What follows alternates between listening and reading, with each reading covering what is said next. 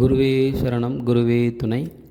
உலகெங்கிலும் பாடக்கூடிய இறை பக்தி டிவி பார்வையாளர்கள் அனைவருக்கும் வணக்கம். நாம் இந்த பதிவில் சந்திரன் மற்றும் சனி ஆகிய இரண்டு கிரகங்களின் தொடர்பு ஒரு ஜென்ம ஜாதகத்தில் ஆணுடைய ஜாதகமாக இருந்தாலும் சரி, பெண்ணுடைய ஜாதகமாக இருந்தாலும் சரி, ஒரு ஜாதகத்தில் ஒரே ராசி கட்டத்தில் சனி சந்திரனுடைய இணைவோ அல்லது சனி சந்திரன் ஒன்றையொன்று 7வது வீட்டிலிருந்து சாஷ்டாங்க பார்வை பெற்றிருந்தாலோ அல்லது சனி சந்திரன் திரிகோண வீடுகளில் 1, 5, 9 ஆகிய திரிகோண வீடுகளில் அமைய பெற்றிருந்தாலோ சந்திரன் சனி ஆகிய கிரகங்கள் இரண்டும் ஒன்றோடு ஒன்று தொடர்பில் இருக்கிறது அப்படின்னு பொருள்.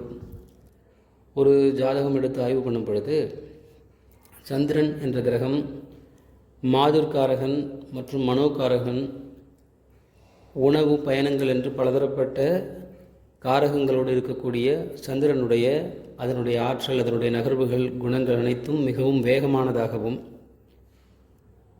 சனி பகவானுடையது கர்மாகாரகன் மற்றும் ஆயுள்காரகன் என்று சொல்லக்கூடிய முதிர்ச்சியை கொடுக்கக்கூடிய அதனுடைய குணநலன்கள், ஆற்றல் அனைத்தும் மிகவும் மந்தமானதாகவும் சொல்லப்படுகிறது.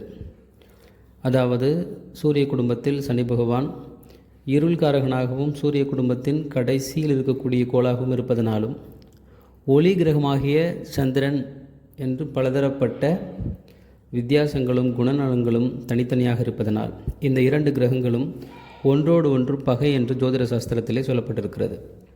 அந்த வகையிலே இது போன்ற கிரக தொடர்புகள் ஒருவருடைய ஜென்ம ஜாதகத்தில் ஏற்படும் பொழுது என்ன மாதிரியான விளைவுகளை ஏற்படுத்துகிறது, அது உண்மைதானா என்பதை முதலில் பார்த்து அதற்கு உண்டான ஒரு சில பரிகார முறைகள் என்ன அப்படிங்கிறத இந்த பதிவில் பார்க்க போகிறோம். இந்த பதிவு முழுமையாக பாருங்கள். சந்திரன் ஒரு ஜாதகத்தில் சனி பகவானோட கிரக தொடர்பு எடுத்துக்கொள்ளும் பொழுது அதை புணர்வு என்று ஒரு தோஷமாக சொல்லப்படுகிறது. அதாவது சனி பகவானுடைய காரகங்களை சந்திரன் கலைப்பதாகவும், சந்திர பகவானுடைய காரகங்களை சனி பகவான் கலைப்பதாகவும், ஒன்றோடு ஒன்று அந்த காரகத்துவங்கள் பலகீனம் அடைவதாக அது ஆய்வு பண்ணும் பொழுது வருகிறது. குறிப்பாக இந்த சனி சந்திரனுடைய கிரக தொடர்பு இருக்கக்கூடிய பெரும்பாலான நபர்கள் வேலை சம்பந்தப்பட்டு தவிர்க்க முடியாத இடமாற்றங்களும் எதிர்பாராத வேலை இழப்பும் ஏற்படுகிறது.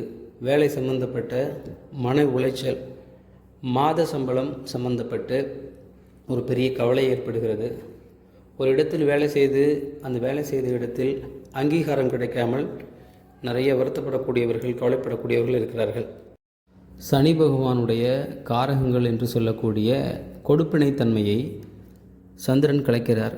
அதாவது உதாரணமாக நிறைய வாய்ப்புகள் நழுவ விடுவது, பயணங்கள் காலதாமதமாவது, கிடைக்க வேண்டிய விஷயங்கள் தள்ளிப்போவது, சில விஷயங்கள் கை கேட்டியது வாய் கேட்டவில்லை என்பதைப் போல வாய்ப்புகளை இழப்பது என்று இந்த காரகங்கள் பலகீனமடைகிறது.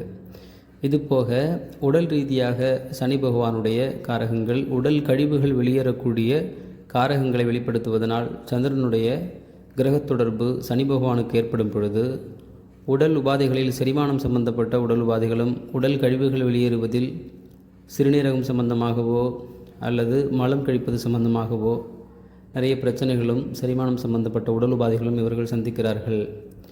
இதுபோல் சந்திரனுடைய கிரக காரகங்கள் என்று சொல்லக்கூடிய மனம் சனியை தொடும் பொழுது மந்தமாகவும், மனம் சனியை தொடும் பொழுது கவலைக்கிடமாகவும், உடல் காரகன் என்று சொல்லக்கூடிய சந்திர பகவான் சனியினுடைய காரகங்களை பிரதிபலிக்கும் பொழுது தன்னை தாழ்த்தி கொண்டும் தாழ்வு மனப்பான்மையோடும் வாழக்கூடிய நிறைய நபர்களை பார்க்க முடிகிறது.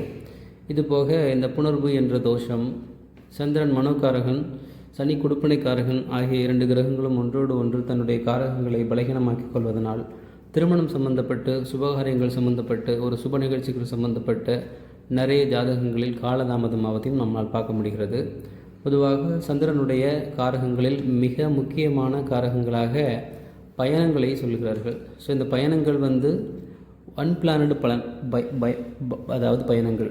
உதாரணமாக ஒரு இடத்திற்கு போகும் பொழுது முன் யோசனை இல்லாமல் போய் அந்த இடத்தில் சிரமப்படக்கூடியது, ஒரு பிளான் பண்ணாமல் இரவு நேரங்களில் பயணித்து இரவு நேரங்களில் நகரப்புறங்களிலோ அல்லது செல்கின்ற இடங்களிலோ வருத்தத்தோடோ அல்லது கவலையோடோ அந்த இரவை கடப்பது போன்ற நிறைய காரகங்கள் இதில் ஒன்றோடு ஒன்று பகைத்தன்மையை பெறுகிறது. இதனால் இந்த சந்திரன் சனி ஆகிய கிரகங்கள் ஒன்றோடு ஒன்று பகைத்தன்மையை பெற்று நிறைய எதிர்மறையான விளைவுகளை ஏற்படுத்துகிறது என்பதை நாம் ஜோதிட ரீதியாக உணர முடிகிறது. குறிப்பாக சந்திரன் தாயாரை குறிக்கக்கூடிய மாதிர்காரகன் என்று சொல்வதனால் தாய்க்கு உடலில் கழிவுகளில் உடல் உபாதைகளும் மூட்டு வலிகளும் தன்னை தாழ்த்தி கொள்வது, உடல் பிணி சம்பந்தப்பட்ட நிறைய பிரச்சனைகளை அவர்களின் தாயார்கள் அனுபவிக்கிறார்கள்.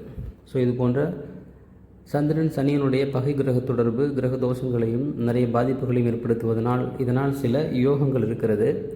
ஸோ இந்த பகை கிரக தொடர்பு பிறந்த ஊரிலிருந்து வெளியூர் அல்லது வெளிமாநிலம் வெளிநாடு தொடர்பு, நீர் சம்பந்தப்பட்ட துறைகளில் வேலை செய்யக்கூடியவர்கள், பயணம் சம்பந்தப்பட்ட துறைகளில் வேலை செய்யக்கூடியவர்கள், தின வருமானம் செய்யக்கூடியவர்கள், பழம் காய்கறி உணவு சம்பந்தப்பட்ட வேலை செய்யக்கூடியவர்கள், நீர் சம்பந்தப்பட்ட வேலை செய்யக்கூடியவர்களுக்கு கர்மா தொடர்பு ஓரளவுக்கு பாதிக்கும் தாக்கத்தை குறைக்கிறது. மற்ற எல்லா துறைகள் உள்ளவர்களும் பெரும்பாலும் பாதிக்கப்படுகிறார்கள். இதற்கு என்னதான் பரிகாரம் அப்படின்னு எல்லாருக்குமே தோணும். குறிப்பாக இந்த கிரக காரகங்கள் என்ன சொல்கிறாங்க அப்படின்னா, எப்படி ஒரு முல்லை முள்ளால் எடுக்க வேண்டும் என்ற தத்துவம் வெளிப்படுகிறதோ அதே போல் இந்த சனி சந்திரன் இரண்டுக்கும் உண்டான பகைத்தன்மையை இறை வழிபாடாக அலங்கரித்த பெண் தெய்வங்கள், ஆடம்பரமான பெண் தெய்வங்கள், அந்த தெய்வங்களின் சன்னதிகளில் தேவாலயங்களில் உணவு தானமாக கொடுப்பது மிகச்சிறந்த நல்ல பலன்களை ஏற்படுத்தும். சனிக்கிழமை நாட்களில் சிவாலயங்களில் பழமையான பாடல் பெற்ற சிவாலயங்கள், கோபுரம் கலசம் வழிபாடுகள் சிறப்பாக நடக்கக்கூடிய சிவாலயங்களில் நந்தி வழிபாடு செய்யும் பொழுது நந்திக்கு நாம் அபிஷேக பொருட்கள், பால், பன்னீர், இளநீர் போன்ற அபிஷேக பொருட்களை அளித்து ஆத்மார்த்தமாக சிவபெருமானை வழிபடும் பொழுது இந்த புணர்வு தோஷம் என்பது பாதிப்பின் தாக்கம் குறைகிறது. பொதுவாக உடலை வருத்தி கொண்டு தன்னை தாழ்த்தி கொண்டு வேலை செய்யக்கூடிய நபர்களுக்கு சனிக்கிழமை நாளில் உணவு எளிதில் செரிமானமாகக்கூடிய உணவுகள், உதாரணமாக தயிர் சாதம், உதாரணமாக வெண்பொங்கல், உதாரணமாக இட்லி போன்ற உணவுகளை நீரோடு சேர்த்து தானம் கொடுப்பது நல்லது. இது மனிதர்களுக்கு மட்டும் என்று கிடையாது.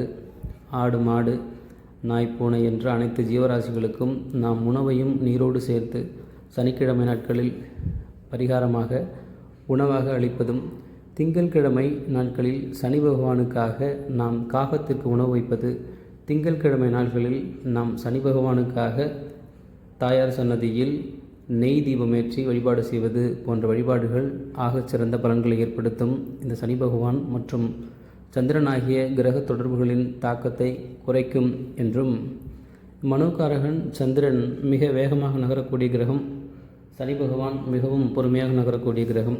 உதாரணமாக சனியினுடைய கிரக இடப்பெயர்ச்சி 2.5 வருடங்களுக்கு ஒரு முறை நிகழும். சந்திரனுடைய கிரக இடப்பெயர்ச்சி 2.25 நாளுக்கு ஒரு முறை இந்த ராசி கட்டத்தை கடந்து சென்று கொண்டே இருக்கும். இதனால் நேரம் நிர்வாகத்தை சரி செய்து கொள்ளும் பொழுது இரவு நேரங்களில் பௌர்ணமி நாட்களில் நாம்